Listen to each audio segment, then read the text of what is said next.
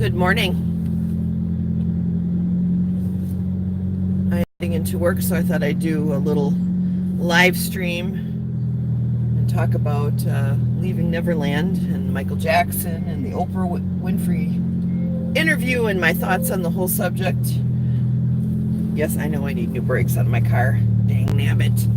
Anyway, so I've been, I watched Leaving Neverland Part 1 and 2. I watched the Oprah interview afterwards, and I have, for the last 4 or 5 days, I've been looking at videos left and right by people who are really good investigative journalists. And there's so much coming out about these two guys and their allegations against Michael Jackson, the timing of it all, the money involved, what's at stake for these two guys, what they hope to achieve, or what they seemingly hope to achieve as a result of this. And the more I look at this, the more I'm like, these guys are not telling the truth. They are not.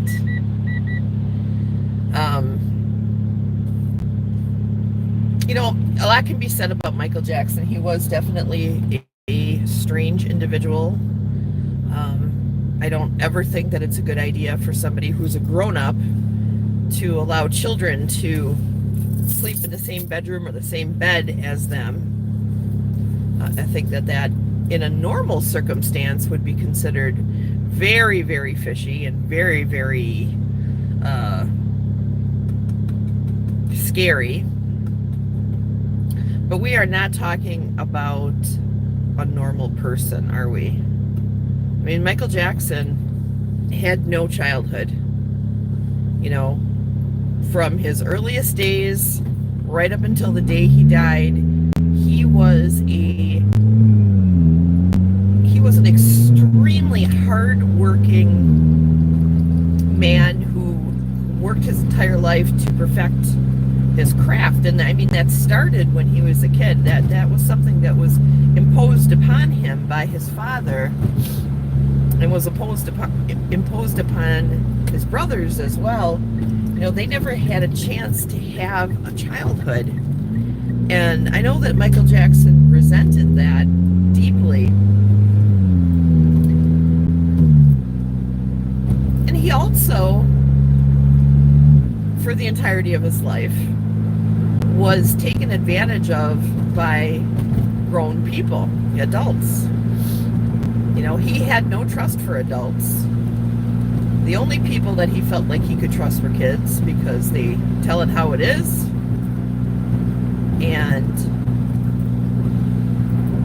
basically wear their ideas and thoughts on the outside where you can actually see what's going on. And I think that those two things are the reason why Michael Jackson allowed so many kids to be around him all the time. But clearly his heart and his intention for children was one that was pure. I mean, he built Neverland because he knew that there were kids out there who were having to go through some tremendous battles. We're talking about kids with cancer and kids who are having serious medical issues, who spent a good chunk of their lives in hospitals. And he built Neverland for those kids so that they could have a moment in the sun and just be a kid. I mean, you can't just be a kid when you're in the hospital the majority of the time. You know what I mean? So, I mean, that was his whole idea behind building Neverland in the first place. And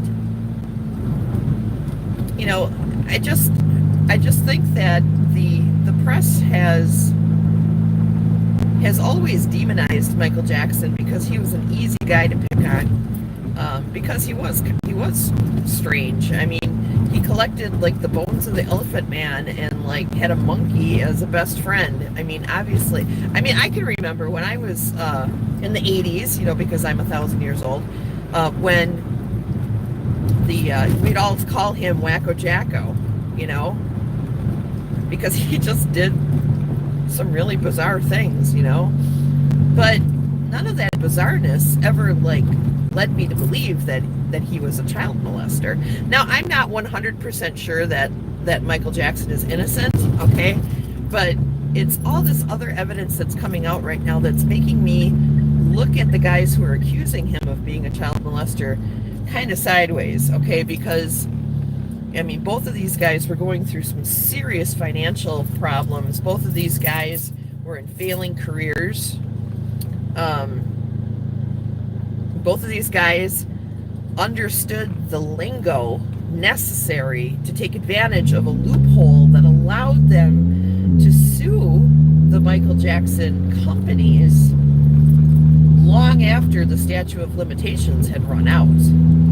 I mean, everything from what they were saying in the films to what they were saying in the Oprah interview afterwards was really a build-up to the appeals on the lawsuits that they are going to make, because their original lawsuits were thrown out, just thrown out. The judge is like, there's nothing here to build a case off of. So they had to wait somewhere between 200 and 800 days before they could do an appeal. And it just so happens that this movie comes out right before the appeal, right before it, you know, the time when they can do an appeal. Okay, so I think all of this is grooming the public to have an opinion about what Michael Jackson is before they get into court. It's all very, very sketchy.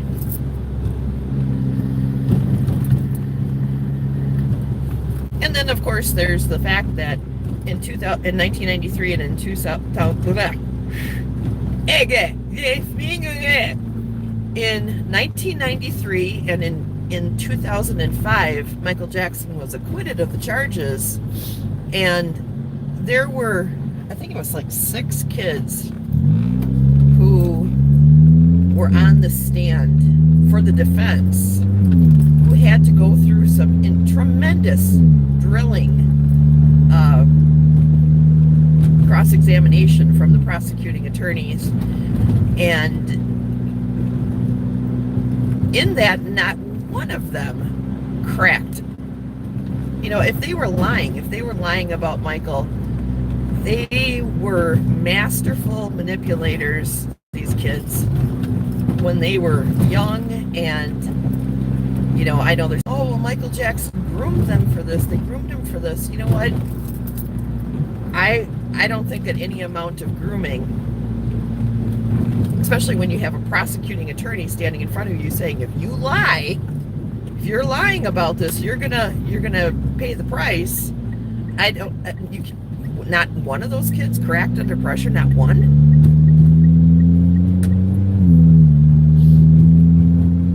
And I also gotta question these parents.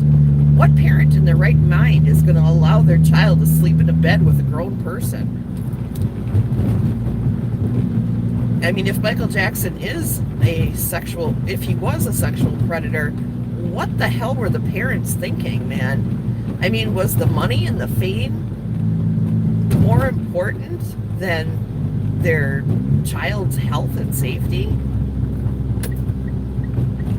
I mean, I think that if I was a parent and Michael Jackson said, hey, come on over, I'd like to show you Neverland, and then there was a whole bunch of kids there, and he's like, well, you know, I usually let him sleep in my room, I'd be like, well, that's cool, I'm, you know, whatever, but I'm not doing that. You're not going to sleep with my kid. But these parents saw something in him that either they trusted or that they thought they could take advantage of, right?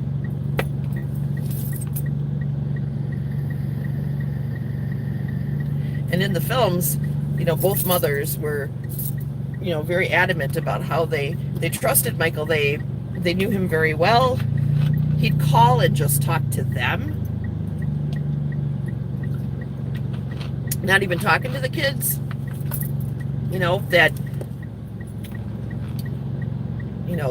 They set up rooms for Michael to stay in so that he could come and like stay at their houses. They spent a lot of time with him, and nobody had any inkling that this was going on. No one? For all these children? Like hundreds of children stayed at Michael Jackson's house. Not one lick of evidence is available from one of those kids. And the few people that did come forward and say, hey, Michael Jackson did this to my kid, they either got paid off. Now, here's the thing, okay? People say, oh, well, Michael Jackson paid off a kid, to keep quiet about, his thing. Well, actually, he didn't. He paid off this kid so that he wouldn't have to go to court and spend even more money on a case that would drag him through the mud, which I think any of us would do if we had the opportunity. But if I was the mother of that kid or the father of that kid, yeah, we are flooding. Jim, we are totally flooding. If I was the mother of that kid, I would be like, I don't care about the money. You are going to jail. You are not going to do this to any other children ever. But that isn't what happened. She took her little piddly money and ran. And then they wanted, I think in this lawsuit that Wade Robson filed, they wanted that kid to come and actually testify. And he wouldn't. He's like, no, I'm not. And then he fled the country. Because he knew that if he had to go in and speak about this, he would either have to commit perjury and tell lies, or he would have to tell, the quote unquote truth about what happened. And I'm pretty sure that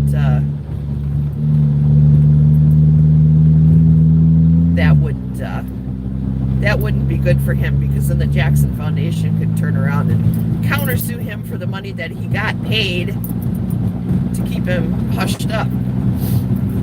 So here was another opportunity where one of these supposed abused kids could come forward and actually do something about it, and they chose not to. So I don't know, the whole thing is very fishy. I don't trust these guys. They both have like bad financial situations that they're trying to recover from. One of the guys is in the process of writing a book, which is going to come out very soon, and he's going to profit off of, basically the film was just free publicity for his book,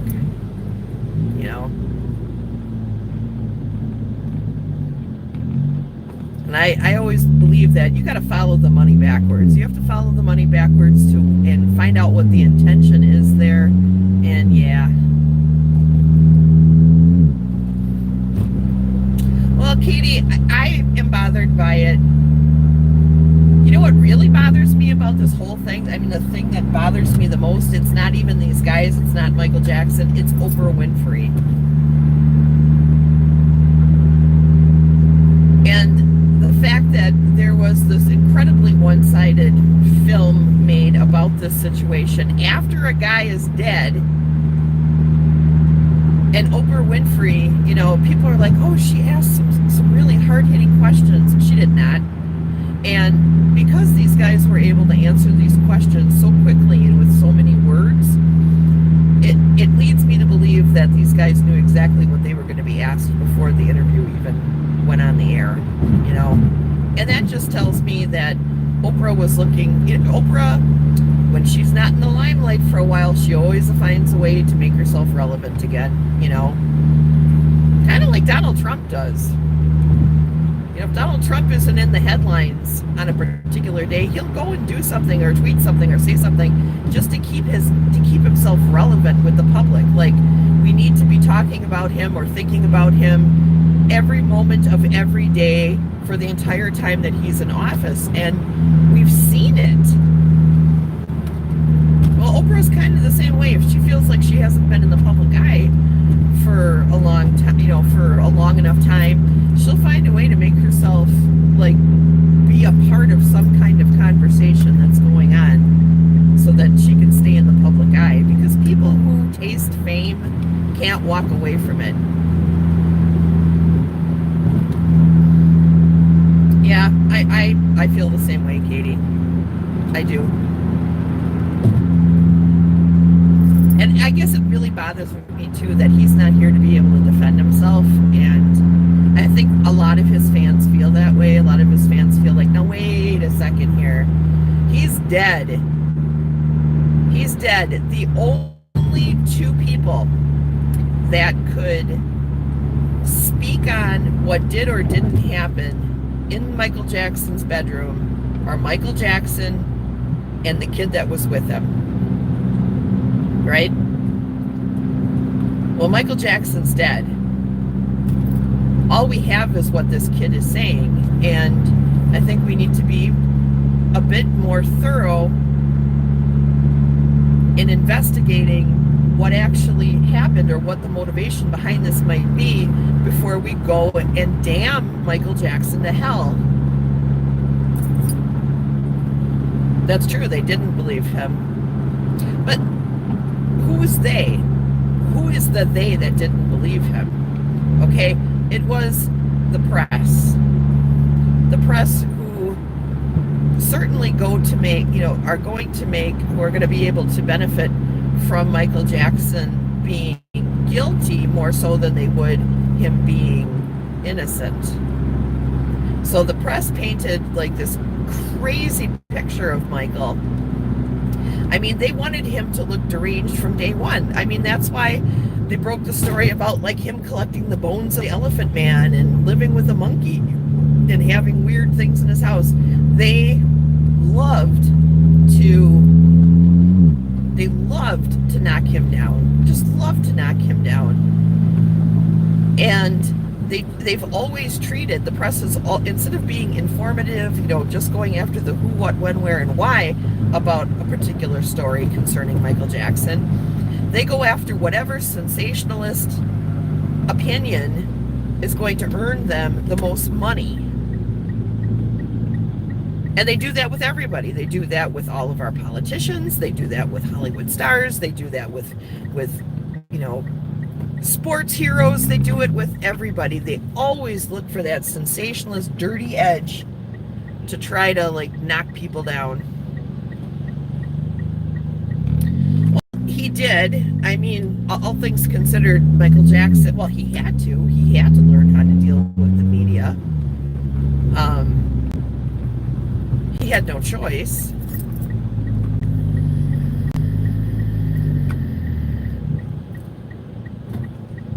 And he dealt with them, and he and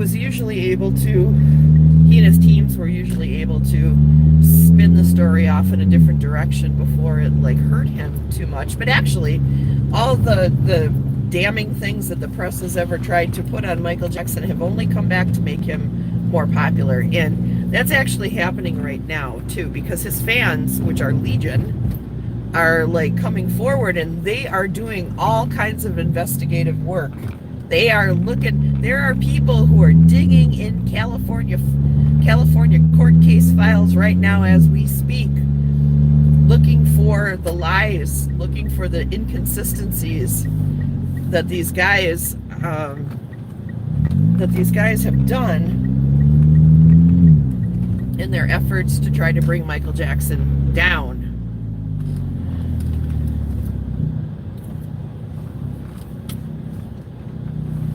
Hang on here, I'm parking.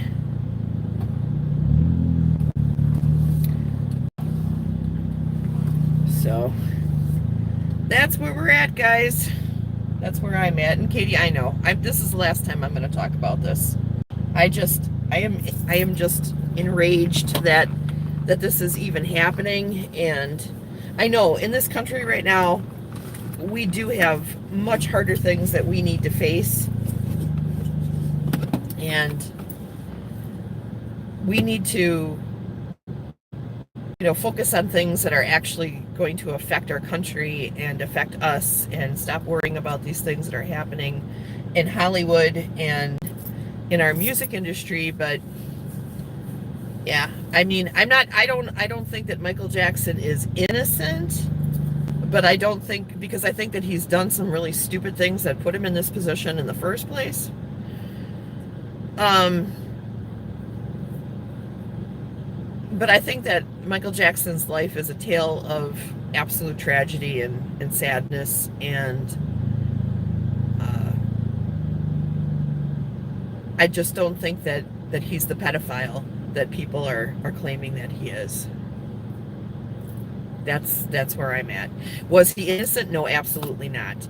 But even in the court case where it was in 2005, where they brought his porn stash out to show the people in the courtroom his porn, it was all adult. It was adult heterosexual porn. There was no child porn in that, you know? And yeah, I mean, Mike Dibble, his situation was just as shocking to me, but I always knew that there was something going on there. Maybe not pedophilia, but I always knew that there was more to him than what he was allowing us to see. So when it came out that he was being accused of pedophilia with these kids, I found it very shocking and hard to believe. But the more I thought about it, the more it was like, well, how much did we actually know about this guy? And it's the same thing with Michael Jackson. It's like, how much do we actually know? We only know what we were allowed to see. So nobody knows the truth. The only people that really know the truth are the guys who are telling the story. And given the heavily weighing evidence that these guys have against them, as far as like the what they would have to gain from coming forward and telling their story, just makes them highly suspicious to me. Okay? And I'm only speaking about these two guys. I don't know if Michael Jackson's a pedophile or not. I hope he wasn't. In my heart, I hope he wasn't. But he's dead now, so he's paying the ultimate price. He's gone. What else can be said about it? So, all right, guys. Well, I got to go in and do my job. I am at the red wall, as you can see here. Hello, red wall. So I'm off to do my job. Thanks for talking with me. And I love you guys, and I respect all of your opinions. I really do. This is just a conversation.